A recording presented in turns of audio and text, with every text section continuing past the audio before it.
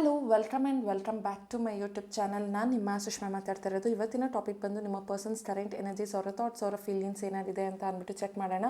ನಿಮ್ಗೇನಾದರೂ personal tarot reading ಬೇಕಿದ್ರೆ ನಾನು ಒಂದು ವಾಟ್ಸಪ್ ನಂಬರ್ಗೆ ನೀವು ಕಾಲ್ ಅಥವಾ ಮೆಸೇಜ್ನ ಮಾಡಿ ಪರ್ಸ್ನಲ್ ರೀಡಿಂಗ್ಸ್ನ ತೊಗೋಬೋದು. ಆ್ಯಂಡ್ ನಿಮ್ಗೆ ಏನಾದರೂ ಯಾವುದಾದ್ರೂ ಒಂದು ಮೆಸೇಜಸ್ ಕ್ಲೇಮ್ ಆಗ್ತಾ ಇದೆ ಅಂತ ಅನಿಸಿದ್ರೆ ನೀವು ನನ್ನ ಒಂದು ಕಮೆಂಟ್ ಸೆಕ್ಷನ್ಗೆ ಹೋಗಿ 111 ಅಥವಾ ರೆಸೊನೇಟೆಡ್ ಅಂತ ಅಂದ್ಬಿಟ್ಟಾದರೂ ಕ್ಲೇಮ್ ಮಾಡ್ಕೋಬೋದು. ಓಕೆ, ಸೊ ನೋಡೋಣ ನಿಮ್ಮ ಪರ್ಸನ್ ಈಗ ಏನು ಯೋಚನೆ ಮಾಡ್ತಿದ್ದಾರೆ, ಅವರ ಫೀಲಿಂಗ್ಸ್ ಏನಾಗಿದೆ ಅಂತ ಅಂದ್ಬಿಟ್ಟು. ಓಕೆ, ಕಾರ್ಡ್ಸ್ ಆಲ್ರೆಡಿ ಬಿದ್ದಿದೆ, ನೋಡೋಣ. ಸ್ಟಾರ್ಸ್, ಸ್ವಾರ್ಡ್ ಮತ್ತು 10 ಆಫ್ ಸ್ವಾರ್ಡ್. ಓಕೆ, ಸಿ ಇದು ಯಾವ ಥರ ಅಂತ ಅಂದರೆ 10 ಆಫ್ ಸ್ವಾರ್ಡ್ ಅಂತ ಅಂದರೆ ನಿಮ್ಮಿಬ್ಬರ ಮಧ್ಯೆ ಒಂದು ನೋ ಕಾಂಟ್ಯಾಕ್ಟ್ ಸಿಚುವೇಶನ್ ಅಲ್ಲಿ ಇದ್ದೀರಾ. ರಿಲೇಷನ್ಶಿಪ್ಪಲ್ಲಿ ಈ ಪರ್ಸನ್ ನಿಮಗೆ ಬ್ಯಾಕ್ ಸ್ಟ್ಯಾಬಿಂಗ್ ಮಾಡಿ ಹೋಗಿದ್ದಾರೆ. ಅಂದರೆ ನೀವು ಮತ್ತು ಈ ಪರ್ಸನ್ ತುಂಬ ಪ್ರೀತಿಯಲ್ಲಿದ್ದಿರಿ, ನಿಮ್ಮಿಬ್ಬರ ಮಧ್ಯ ಒಂದು ಅಂಡರ್ಸ್ಟ್ಯಾಂಡಿಂಗ್ ಇತ್ತು, ಒಂದು ಕಂಫರ್ಟ್ ಝೋನ್ ಇತ್ತು, ಒಬ್ರನ್ನ ಒಬ್ಬರು ತುಂಬ ಅರ್ಥ ಮಾಡ್ಕೊಳ್ತಿದ್ರಿ, ಒಬ್ರಿಗೆ ಒಬ್ಬರು ಸಪೋರ್ಟ್ ಮಾಡ್ತಾಯಿದ್ರಿ. ಈ ಥರ ಒಂದು ಸಿಚುವೇಶನಲ್ಲಿದ್ದಾಗ ಈ ಪರ್ಸನ್ ನಿಮ್ಮ ಲೈಫಿಂದ ದಿಢೀರ್ ಅಂತ ಅಂದ್ಬಿಟ್ಟು ದೂರ ಹೋಗಿದ್ದಾರೆ. ಅವರು ನಿಮಗೆ ರಿಲೇಷನ್ಶಿಪ್ನ ಹೆಂಡ್ ಮಾಡಿರ್ಬೋದು, ಅಥವಾ ನೋ ಕಾಂಟ್ಯಾಕ್ಟ್ ಸಿಚುವೇಶನ್ ಮಾಡಿರ್ಬೋದು, ಅಥವಾ ಅವರು ನೀವು ಬೇಡವೇ ಬೇಡ ಅಂತ ಅಂದ್ಬಿಟ್ಟು ಅವರು ದೂರ ಹೋಗಿರ್ಬೋದು. ಸೊ 10 ಆಫ್ ಸ್ವಾರ್ಡ್ ಅಂತ ಅಂದರೆ ನೋಡಿ, ಇಲ್ಲಿ ಒಬ್ಬ ಮನುಷ್ಯನ ಮೇಲೆ ಕತ್ತಿ ಬಿದ್ದಿದೆ. ಅಂದರೆ ಈ ಮನುಷ್ಯ ಅಂದರೆ ನೀವು, ನಿಮ್ಮ ಒಂದು ಫೀಲಿಂಗ್ಸ್ ಅಥವಾ ನಿಮ್ಮನ್ನು ಆ ಪರ್ಸನ್ನ ಬ್ಯಾಕ್ ಸ್ಟ್ಯಾಪ್ ಮಾಡಿದ್ದಾರೆ ಅನ್ನೋ ಥರ ಇಲ್ಲಿ ಕಾರ್ಡ್ ಬರ್ತಿದೆ. ಅಂದರೆ ನಿಮ್ಮ ಪ್ರೀತಿಗೆ ಮೋಸ ಮಾಡಿದ್ದಾರೆ, ನಿಮಗೆ ಇದ್ದಂತಹ ವಿಶ್ವಾಸ ಅಥವಾ ನಿಮಗಿದ್ದಂಥ ಕಾನ್ಫಿಡೆನ್ಸ್ ಆ ಪರ್ಸನ್ ಮೇಲೆ, ಅದನ್ನೆಲ್ಲ ಅವರು ಸುಳ್ಳು ಮಾಡಿ ಈ ಪರ್ಸನ್ ನಿಮ್ಮಿಂದ ದೂರ ಹೋಗಿದ್ದಾರೆ. ಈಗ ಪ್ರೆಸೆಂಟಲ್ಲಿ ನೀವು ಈ ಒಂದು ರಿಲೇಷನ್ಶಿಪ್ಪಲ್ಲಿ ಎಂಡಿಂಗ್ ಅನ್ನುವಂಥದ್ದನ್ನು ನೋಡ್ತಿದ್ದೀರಾ. ಅಂದರೆ ನಿಮ್ಮಿಬ್ಬರ ಮಧ್ಯ ರಿಲೇಷನ್ಶಿಪ್ಪಲ್ಲಿ ಒಂದು ಮಾತುಕತೆ ಅನ್ನುವಂಥದ್ದು ಎಂಡ್ ಆಗಿದೆ ಅಂತ ಕಾಣಿಸ್ತಾ ಇದೆ. ಆ್ಯಂಡ್ ಇಲ್ಲಿ ನೋಡಿದ್ರೆ 8 ಆಫ್ ಸ್ವಾರ್ಡ್ ಬರ್ತಾ ಇದೆ. 8 ಆಫ್ ಸ್ವಾರ್ಡ್ ಅಂತ ಅಂದರೆ ನೀವು ಈ ಪರ್ಸನ್ ಫೀಲಿಂಗ್ಸ್ ಅಥವಾ ಅವ್ರು ಕೊಟ್ಟಂಥ ಪ್ರೀತಿ, ಕೇರ್, ಕನ್ಸರ್ನ್, ಸಿಂಪತಿ ಏನಾಗಿರ್ಬೋದು ಅದನ್ನು ನೀವು ಈ ಪರ್ಸನ್ನಿಂದ ದೂರ ಮಾಡ್ಕೊಳ್ಳೋದಕ್ಕಾಗ್ತಾ ಇಲ್ಲ. ಸ್ಟಿಲ್ ನೀವು ಈ ಪರ್ಸನ್ನ ಥಾಟಲ್ಲೇ ಇದ್ದೀರಾ, ಅವ್ರ ಬಗ್ಗೆನೇ ಯೋಚನೆ ಮಾಡ್ತಿದ್ದೀರಾ, ಅವರಿಂದ ಮೂವ್ ಆನ್ ಆಗೋದಕ್ಕಾಗ್ತಾ ಇಲ್ಲ. ಆ ಪರ್ಸನ್ಗೆ ಸ್ಟಕ್ ಆಗೋಗಿದ್ದೀರಾ. ನಿಮ್ಗೆ ಅನ್ನಿಸ್ತಾ ಇದೆ ಅವರ ಪ್ರೀತಿಯಲ್ಲಿ ನಾನು ಟ್ರ್ಯಾಪ್ ಆಗೋಗಿದ್ದೀನಿ, ನಾನು ಅವರ ಪ್ರೀತಿಗೆ ಬಲುಪಶಿ ಆಗೋಗಿದ್ದೀನಿ, ನಾನೊಂದು ವಿಕ್ಟಿಮ್ ಥರ ಫೀಲ್ ಆಗ್ತಾ ಇದ್ದೀನಿ, ನನಗೆ ಇದರಿಂದ ಓವರ್ಕಮ್ ಮಾಡೋದಕ್ಕಾಗ್ತಿಲ್ಲ, ನಾನು ಏನೇ ಮಾಡಿದ್ರೂ ಈ ಪರ್ಸನ್ ನನ್ನಿಂದ ದೂರ ಆಗ್ತಾ ಇಲ್ಲ, ಅವರ ಮೆಮೊರೀಸ್ ನನ್ನಿಂದ ದೂರ ಆಗ್ತಾ ಇಲ್ಲ ಅಂತ ಅಂದ್ಬಿಟ್ಟು ನೀವು ಫೀಲ್ ಮಾಡ್ತಿರೋವಂಥದ್ದು ಇಲ್ಲಿ.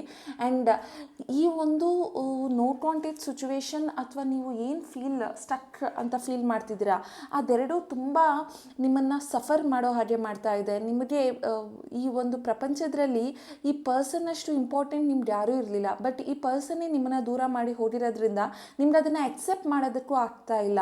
ನೀವು ಈ ಒಂದು ಪ್ರೀತಿಯ ಗುಂಡಲ್ಲಿ ಮುಳುಗೋಗ್ಬಿಟ್ಟಿದ್ದೀರಾ, ಈ ವ್ಯಕ್ತಿಯ ಗುಂಡಲ್ಲಿ ನೀವು ಮುಳುಗೋಗಿದ್ದೀರಾ, ಆದರೆ ಇದರಿಂದ ಹೊರಗಡೆ ಬರೋದಕ್ಕೆ ಆಗ್ತಿಲ್ಲ ಅನ್ನೋವಂಥದ್ದು ಕಾಣಿಸ್ತಾ ಇದೆ.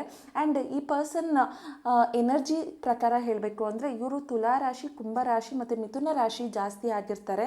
ಈ ಪರ್ಸನ್ ನಿಮ್ಮನ್ನು ತುಂಬಾ ಒಂಥರ ಯೋಚನೆನೂ ಮಾಡ್ದೇನೆ ಅವರು ನಿಮ್ಮಿಂದ ದೂರ ಹೋಗಿರೋದ್ರಿಂದ ಆ ಪರ್ಸನ್ಗೆ ಒಂದು ಪಾಸಿಟಿವ್ ಹೋಪ್ ಅನ್ನೋವಂಥದ್ದಿದೆ. ಈಗ ಆ ಪರ್ಸನ್ ಅನ್ನಿಸ್ತಾ ಇದೆ ಮತ್ತೆ ಕಮ್ ಬ್ಯಾಕ್ ಮಾಡಬೇಕು. ಬಿಕಾಸ್ ಇದೆರಡು ನೆಗೆಟಿವ್ ಕಾರ್ಡ್ ಆದರೂ ಇದ್ರ ಜೊತೆ ಬಂದಿರೋ ಅಂಥ ಮೇಜರ್ ಕಾರ್ಡ್ ಇದು ಸ್ಟಾರ್ ಕಾರ್ಡ್ ಅಂತ. ಅಂದರೆ ಈ ಪರ್ಸನ್ಗೆ ನೀವು ಕೊಟ್ಟಂತಹ ಅನ್ಕಂಡೀಷನಲ್ ಲವ್ ಅಥವಾ ಅನ್ಕಂಡೀಷನಲ್ ಫೀಲಿಂಗ್ಸ್ ಅದು ಏನಿದೆ ಆ ಪರ್ಸನ್ಗೆ ಅದು ಮತ್ತೆ ಬೇಕಾಗಿದೆ. ನೀವು ಕೊಟ್ಟಿದ್ದಂತಹ ಪ್ರೀತಿ, ಕೇರ್, ಕನ್ಸರ್ನ್ ಅವ್ರಿಗೂ ಕೂಡ ಬೇಕಾಗಿದೆ. ರಿಲೇಷನ್ಶಿಪ್ನ ಅವರು ಬ್ಯಾಲೆನ್ಸ್ ಮಾಡಬೇಕು ಅಂತ ಅಂದ್ಕೊಳ್ತಿದ್ದಾರೆ.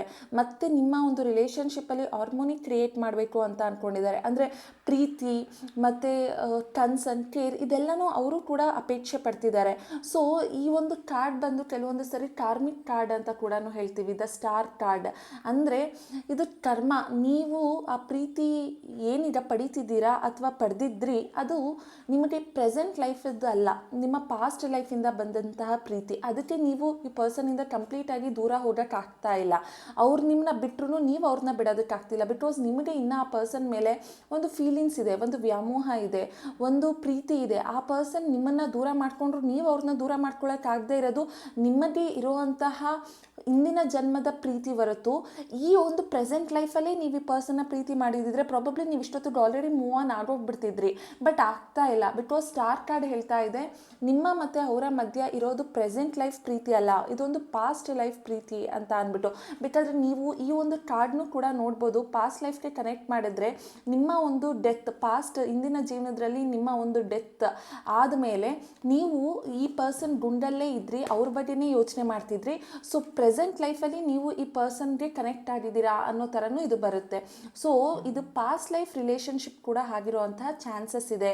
ಆ್ಯಂಡ್ ಈ ಪರ್ಸನ್ ಡೇಟ್ ಆಫ್ ಬರ್ತ್ ಬಂದು 1/10/1928, 8/17/26. ಮತ್ತು ಈ ಪರ್ಸನ್ ನಿಮ್ಮನ್ನು ಒಂಥರ ಇಷ್ಟಪಡ್ತಿರೋ ಅಂಥದ್ದು ಜೆನ್ಯೂನ್ ಫೀಲಿಂಗ್ಸೇ ಇತ್ತು. ನೀವು ಆ ವ್ಯಕ್ತಿನ ಯಾವಾಗ ಮೀಟ್ ಮಾಡಿದ್ರಿ ಅಥವಾ ನಿಮ್ಮಿಬ್ಬರ ಮಧ್ಯೆ ಯಾವಾಗ ಆ ಫೀಲಿಂಗ್ಸ್ ಅನ್ನೋವಂಥದ್ದು ಸ್ಟಾರ್ಟ್ ಆಯಿತು, ಅದು ಈ ಒಂದು ರಿಲೇಷನ್ಶಿಪ್ಪಲ್ಲಿ ತುಂಬ ಜೆನ್ಯೂನ್ ಆಗೇ ಇತ್ತು. ಅವರೇನು ನಾಟಕ ಮಾಡಲಿಲ್ಲ ಅಥವಾ ಅವರೇನು ನಿಮಗೆ ಮೋಸ ಮಾಡಬೇಕು ಅಂತ ಮಾಡಲಿಲ್ಲ. ಬಿಕಾಸ್ ಇದು ನಿಮ್ಮ ಒಂದು ಪಾಸ್ಟ್ ಲೈಫ್ ರಿಲೇಷನ್ಶಿಪ್ ಆಗಿರೋ ಕಾರಣದಿಂದ ಅವರು ನಿಮಗೆ ಏನೆಲ್ಲ ಪಾಠ ಕಲಿಸ್ಬೇಕು ಆ ಪಾಠನ ಕಲಿಸಿದ್ದಾರೆ, ಏನೆಲ್ಲ ಪ್ರೀತಿನ ತೋರಿಸಿದ್ದಾರೆ. ನೀವು ಅವರಿಂದ ಒಂದು ಪಾಠನ ಕಲ್ತಿದ್ದೀರಾ, ಅವರು ನಿಮ್ಮಿಂದ ಒಂದು ಪಾಠನ ಕಲ್ತಿದ್ದಾರೆ. ಸೊ ಹಾಗಾಗಿ ಈ ಒಂದು ರಿಲೇಷನ್ಶಿಪ್ಪಲ್ಲಿ ಬರೀ ಪ್ರೀತಿನೇ ಇರಲಿಲ್ಲ, ಇದು ಒಂಥರ ಲರ್ನಿಂಗ್ ಫೇಸ್ ಕೂಡ ಆಗಿತ್ತು ನಿಮ್ಮ ರಿಲೇಷನ್ಶಿಪ್ಪಲ್ಲಿ ಅಂತ ಅಂದ್ಬಿಟ್ಟು ಹೇಳ್ತೀನಿ. ಸೊ ನೋಡೋಣ ಇನ್ನು ಏನು ಎನರ್ಜೀಸ್ ಇದೆ ಅಂತ ಅಂದ್ಬಿಟ್ಟು. Okay, 2 of sword. Again 2 of sword ಅಂತ ಅಂದರೆ ಈ ಪರ್ಸನ್ನ ನೀವು ಬಿಡೋಕ್ಕೂ ಆಗ್ತಿಲ್ಲ, ಇವ್ರ ಜೊತೆ ಜೀವನದಲ್ಲಿ ಮುಂದುವರಿಯೋಕ್ಕೂ ಆಗ್ತಿಲ್ಲ. ಅವ್ರಿಗೂ ಅದೇ ಥರ ಆಗ್ತಾ ಇದೆ. ಅವ್ರು ನಿಮ್ಮನ್ನ ಬಿಟ್ಟು ದೂರ ಹೋಗಿದ್ರೂ ಕೂಡ ಮಾನಸಿಕವಾಗಿ ಅವ್ರು ಇನ್ನೂ ನಿಮಗೆ ಕನೆಕ್ಟ್ ಆಗಿದ್ದಾರೆ. ಅವರು ಅವರ ಒಂದು ಜೀವನದಲ್ಲಿ ಒಂದು ಕಣ್ಣಿಗೆ ಬಟ್ಟೆ ಕಟ್ಕೊಂಡು ಕೂತ್ಕೊಂಡ್ಬಿಟ್ಟಿದ್ದಾರೆ. ನಾನು ಯಾವುದು ಸರಿ ಯಾವುದು ತಪ್ಪು ಅಂತ ನನಗೆ ಗೊತ್ತಾಗ್ತಿಲ್ಲ, ಏನಾಗುತ್ತೋ ಆಗಲಿ ಬಿಡು ಅಂತ ಅಂದ್ಬಿಟ್ಟು ಸುಮ್ಮನೆ ಕೂತ್ಕೊಂಡ್ಬಿಟ್ಟಿದ್ದಾರೆ. ಅವ್ರಿಗೆ ಅವ್ರ ಮೇಲೂ ಕೂಡ ಅವ್ರಿಗೆ ಒಂದು ಕಾನ್ಫಿಡೆನ್ಸ್ ಇಲ್ಲ, ಒಂದು ಬಿಲೀವ್ ಇಲ್ಲ. ನಾನು ಈ ಒಂದು ರಿಲೇಷನ್ಶಿಪ್ನ ಟೇಕ್ ಓವರ್ ಮಾಡ್ಬೋದು, ನಾನು ಈ ರಿಲೇಷನ್ಶಿಪ್ಪಲ್ಲಿ ಈ ಪರ್ಸನ್ನ ನಾನು ಮುಂದೆ ತೊಗೊಂಡು ಹೋಗ್ಬೋದು ಅನ್ನೋ ಒಂದು ಮನಸ್ಥಿತಿ ಅವ್ರಿಗೂ ಇಲ್ಲ. ಡಿಸಿಷನ್ ಮೇಕಿಂಗ್ ಪ್ರಾಬ್ಲಮ್ ಇದೆ. ಅವರು ಕನ್ಫ್ಯೂಷನಲ್ಲಿ ಇರ್ತಾರೆ, ಅವ್ರಿಗೂ ಕಾನ್ಫಿಡೆನ್ಸ್ ಇರಲ್ಲ. ಈಗಲೂ ಕೂಡ ಈ ಪರ್ಸನ್ನು ತುಂಬ ಎಮೋಷನಲ್ ಆಗಿದ್ದಾರೆ. ಅವರ ಲೈಫಲ್ಲಿ ಎರಡೆರಡು ಆಪ್ಷನ್ಸ್ ಇದೆ, ನೀವು ಅಂತಲೇ ಆಪ್ಷನ್ ಅಲ್ಲ. ಅವರು ಕೆಲವೊಂದು ವಿಚಾರನ ನಿಮ್ಮಿಂದ ಮುಚ್ಚಿಟ್ಟಿರ್ಬೋದು. ಅವರ ಜೀವನದಲ್ಲೂ ಕೂಡ ಕೆಲವೊಂದು ಆಪ್ಷನ್ಸ್ಗಳಿದೆ. ನೀವು ಅವರ ಲೈಫಲ್ಲಿ ಪ್ರಿಯಾರಿಟಿ ಅನ್ನೋ ಥರ ಈಗ ಅವರ ಕರೆಂಟ್ ಸಿಚುವೇಶನ್ ಇಲ್ಲ. ಸೊ ಅವರ ಲೈಫಲ್ಲಿ ಎರಡೆರಡು ಆಪ್ಷನ್ಸ್ ಅಥವಾ ಎರಡೆರಡು ವಿಚಾರಗಳು ಅವರ ಜೀವನದಲ್ಲಿದೆ. ಆ ಎರಡನ್ನ ಬ್ಯಾಲೆನ್ಸ್ ಮಾಡೋಕ್ಕಾಗದೆ ಒಂದನ್ನು ಗಿವ್ ಅಪ್ ಮಾಡಿ ಇನ್ನೊಂದನ್ನು ಪಡೆಯೋ ಒಂದು ಮನಸ್ಥಿತಿಯಲ್ಲಿ ಈ ಪರ್ಸನ್ ಇದ್ದಾರೆ ಅಂತ ಅಂದ್ಬಿಟ್ಟು ಇಲ್ಲಿ ಅರ್ಥ ಆಗ್ತಾ ಇದೆ. ಸೊ ಈ ಪರ್ಸನ್ ಇನ್ನೂ ಒಂದು ಕನ್ಫ್ಯೂಷನಲ್ಲಿ ಇದ್ದಾರೆ, ಒಂದು ಡಿಸಿಷನ್ ಮೇಕಿಂಗ್ ಇಲ್ಲ, ಅವರು ಎಮೋಷನಲಿ ಇಂಬ್ಯಾಲೆನ್ಸ್ಡ್ ಆಗಿದ್ದಾರೆ ಅಂತ ಅಂದ್ಬಿಟ್ಟು ಇಲ್ಲಿ ಕಾಣಿಸ್ತಾ ಇದೆ. ಆ್ಯಂಡ್ ಕಿಂಗ್ ಆಫ್ ವಾಂಡ್ಸ್ ಅಂತ ಅಂದರೆ ಈ ಪರ್ಸನ್ಗೆ ನಿಮ್ಮ ಮೇಲೆ ಇನ್ನೂ ಒಂದು ಅಟ್ರಾಕ್ಷನ್ ಅನ್ನೋವಂಥದ್ದಿದೆ. ಇನ್ನೂ ಅವರು ನಿಮ್ಮನ್ನು ಇಷ್ಟಪಡ್ತಾ ಇದ್ದಾರೆ. ಒಂದು ಫಿಸಿಕಲಿ ಪರ್ಸನ್ ನಿಮ್ಮನ್ನು ಅಟ್ರಾಕ್ಷನಲ್ಲಿದ್ದರು. ನಿಮ್ಮ ಒಂದು ಕ್ಯಾರೆಕ್ಟರ್ ಆಗಿರ್ಬೋದು ಅಥವಾ ನಿಮ್ಮ ಒಂದು ನೇಚರ್ ಆಗಿರ್ಬೋದು, ನಿಮ್ಮ ಬಿಹೇವಿಯರ್ ಆಗಿರ್ಬೋದು, ಇದೆಲ್ಲ ಈ ಪರ್ಸನ್ಗೆ ಒಂಥರ ಫೀಲಿಂಗ್ಸ್ ಅನ್ನೋವಂಥದ್ದು ಈಗಲೂ ಕೂಡ ನಿಮ್ಮ ಮೇಲೆ ಆ ಒಂದು ಆಕರ್ಷಣೆ ಅನ್ನೋವಂಥದ್ದು ಈಗಲೂ ಕೂಡ ಈ ಪರ್ಸನ್ಗೆ ನಿಮ್ಮ ಮೇಲೆ ಇದೆ ಅನ್ನೋವಂಥದ್ದು ಕಾಣಿಸ್ತಾ ಇದೆ. ಸೊ ಈ ಪರ್ಸನ್ ಎಷ್ಟು ಇಷ್ಟಪಟ್ಟಿದ್ರು ಅಂತ ಅಂದರೆ ಅವ್ರಿಗೆ ನಿಮ್ಮನ್ನ ನೋಡ್ತಿದ್ರೆ ನೋಡ್ತಾನೆ ಇರಬೇಕು ಅನ್ನೋ ಅಷ್ಟು ಮನಸ್ಥಿತಿ ಅವ್ರಿಗೆ ಇತ್ತು ಅನ್ನೋದು ಕಾಣಿಸ್ತಾ ಇದೆ. ಆ್ಯಂಡ್ ಇಲ್ಲಿ ಒಂದು ಅಕ್ಷರ ಬಂದು KCRTGS ಆಗಿರುತ್ತೆ. ಸೊ ಈ ಒಂದು ಎನರ್ಜಿಯ ಪ್ರಕಾರ ಈ ಒಂದು ಅಕ್ಷರ ತುಂಬ ಕನೆಕ್ಟ್ ಆಗ್ತಾ ಇದೆ. ಸೊ ಈ ಪರ್ಸನ್ ನಿಮ್ಮನ್ನು ಇನ್ನೂ ಅಟ್ರ್ಯಾಕ್ಷನಲ್ಲಿದ್ದಾರೆ, ನಿಮ್ಮ ಮೇಲೆ ಇನ್ನೂ ಅವ್ರಿಗೆ ಒಂದು ಅಟ್ರ್ಯಾಕ್ಷನ್ ಇದೆ ಅಂತ ಅಂದ್ಬಿಟ್ಟು ಹೇಳ್ಬೋದು. Okay, 1 second. ಕಾರ್ಡ್ಸ್ ಎಲ್ಲ ಬಿದೋಗಿದೆ, ಅಂದರೆ ಮೆಸೇಜಸ್ ತುಂಬ ಇದೆ, ಅಂದರೆ ರೀಡಿಂಗ್ ತುಂಬ ಸ್ಟ್ರಾಂಗ್ ಆಗಿ ಹೋಗ್ತಾ ಇದೆ ಅಂತ ಅಂದ್ಬಿಟ್ಟು ಅರ್ಥ. ಸೊ ವಿಲ್ ಸಿ ಆ ಪರ್ಸನ್ ಏನು ಅಂದ್ಕೊಳ್ತಿದ್ದಾರೆ, ಅವ್ರಿಗೆ ಏನು ನಿಮಗೆ ಹಿಡನ್ ಮೆಸೇಜಸ್ ಇದೆ ಅಂತ ಅಂದ್ಬಿಟ್ಟು. Damage, we are both hurting from this.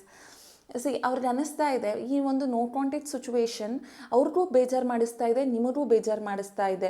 ಇಬ್ಬರಿಗೂ ಅವ್ರವ್ರದ್ದೇ ಆದಂಥ ಲೈಫಲ್ಲಿ ಡ್ಯಾಮೇಜಸ್ ಅನ್ನೋವಂಥದ್ದು ಆಗ್ತಾ ಇದೆ. ಇಬ್ಬರು ಏನೂ ಖುಷಿಯಾಗಿಲ್ಲ ಈ ಒಂದು ನೋ ಕಾಂಟ್ಯಾಕ್ಟ್ ಸಿಚುವೇಶನಲ್ಲಿ. ಅವರ ಜೀವನದಲ್ಲಿ ಅವ್ರಿಗೂ ಕೂಡ ನಿಮ್ಮನ್ನು ದೂರ ಮಾಡ್ಕೊಂಡ್ಮೇಲೆ ತುಂಬ ಹರ್ಟ್ ಅವರು ಆಗ್ತಿದ್ದಾರೆ. ಆ್ಯಂಡ್ ನೀವು ಕೂಡ ಅಷ್ಟೇ ಈ ಪರ್ಸನ್ನಿಂದ ತುಂಬಾ ಹರ್ಟ್ ಆಗ್ತಾ ಇದ್ದೀರಾ ಅನ್ನೋವಂಥದ್ದು ಹೇಳ್ತಿದೆ. ಅಂದರೆ ನೋ ಕಾಂಟ್ಯಾಕ್ಟ್ ಸಿಚುವೇಶನ್ ಅನ್ನೋದು ಅವ್ರಿಗೂ ಏನೂ ಖುಷಿ ಕೊಡ್ತಾ ಇಲ್ಲ ಅಥವಾ ಅವರು ಏನೂ ನೆಮ್ಮದಿ ಅನ್ನುವಂಥದ್ದಿಲ್ಲ. ಅವರು ಕೂಡ ಈ ಒಂದು ರಿಲೇಷನ್ಶಿಪ್ಪಿಂದ ಹರ್ಟ್ ಆಗ್ತಾ ಇದ್ದಾರೆ. ಈ ಒಂದು ನೋ ಕಾಂಟ್ಯಾಕ್ಟ್ ಸಿಚುವೇಷನಿಂದ ಅವ್ರಿಗೂ ಒಂದು ಬೇಜಾರು ಅನ್ನುವಂಥದ್ದಿದೆ ಅನ್ನುವಂಥದ್ದು ಇಲ್ಲಿ ಕಾಣಿಸ್ತಾ ಇದೆ. ಸೊ ಅವ್ರಿಗೆ ಅನ್ನಿಸ್ತಾ ಇದೆ ನಾವಿಬ್ಬರು ಕೂಡ ಹರ್ಟ್ ಆಗ್ತಾ ಇದ್ದೀವಿ ಅಂತ ಅಂದ್ಬಿಟ್ಟು. You made me realise my flaws ಅಂತ ಅಂದರೆ, ನೀವು ಈ ಪರ್ಸನ್ನಿಂದ ದೂರ ಹೋದ್ಮೇಲೆ ಆ ಪರ್ಸನ್ ನಿಮ್ಮ ಬಗ್ಗೆ ಅವ್ರಿಗೆ ತುಂಬ ಚೆನ್ನಾಗಿ ಅರ್ಥ ಆಗ್ತಿದೆ. ಅವರ ತಪ್ಪಿನ ಅರಿವು ಅವ್ರಿಗೂ ಆಗ್ತಾ ಇದೆ. ಅವರು ನಾನು ಏನು ತಪ್ಪು ಮಾಡಿದೆ ಅಥವಾ ನನ್ನಲ್ಲಿ ಏನು ರಾಂಗ್ ಇತ್ತು, ನಾನು ಮಾಡಿದ್ದೆಷ್ಟು ರೈಟ್ ಎಷ್ಟು ರಾಂಗ್ ಅಂದರೆ ಅವ್ರಿಗೆ ರಿಯಲೈಸ್ ಆಗ್ತಾ ಇದೆ, ಅವರ ತಪ್ಪಿನ ಅರಿವು ಅವ್ರಿಗೆ ಆಗ್ತಾ ಇದೆ ಅಂತ ಅಂದ್ಬಿಟ್ಟು ಹೇಳ್ತೀನಿ.